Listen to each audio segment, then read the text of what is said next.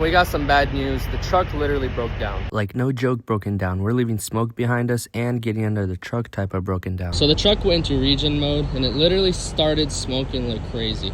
Crazier than I've ever seen, and it started filling up the cab with smoke coming from behind the firewall, literally inside the cab. Even with the windows down, I couldn't drive it. I was literally about to pass out. I had to pull over one time.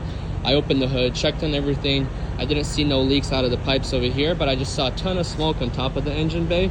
But underneath over here, I found a little crack in the exhaust system. So right over here, this isn't supposed to be like that.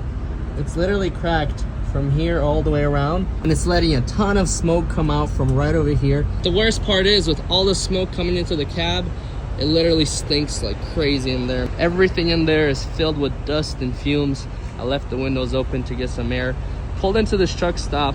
I need to find some heat tape, put around the pipe so that we can keep going. So after the truck sits for a little, the regen turns off. It only starts running when you're driving the truck. So pretty much why it's going into regen mode is because the pipe is cracked right before the DPF system, and the DPF system has two sensors on it, and since the pipe is cracked right before there, it's telling the engine that it needs to go in regen mode when I'm accelerating. So pretty much when I'm accelerating, it's going into regen mode, and it's constantly running your regen for the past hour and a half since I've been driving. And so much smoke is coming out from before the DPF system that it's all going up into the cab, and I literally almost took my last breath in that truck today. There was more smoke coming out into the cab than there was on the outside, but the whole road behind me was white as well. So now what we got to do, we got to find heat tape, exhaust tape, and we need to wrap that whole crack around so that the system doesn't think that it needs to do a regen. And that way we have another 2 hours to get back home. They're going to unwrap it, they're going to re-weld it.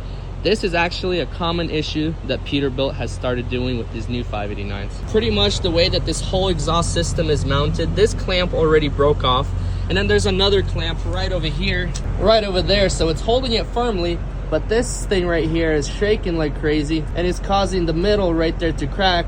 And this has happened on 3 trucks already in our company. But the other drivers got lucky enough because they noticed those cracks when they were doing service. But me, I'm stuck with this issue out on the road.